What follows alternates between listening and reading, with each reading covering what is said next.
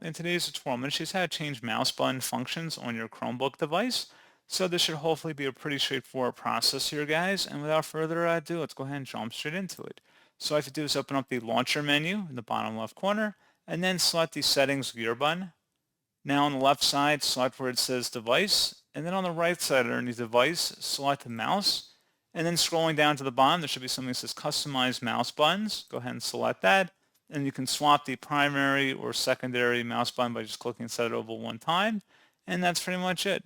So as always, thank you for watching. I do hope that was able to help you out, and I do look forward to catching you all in the next tutorial. Goodbye.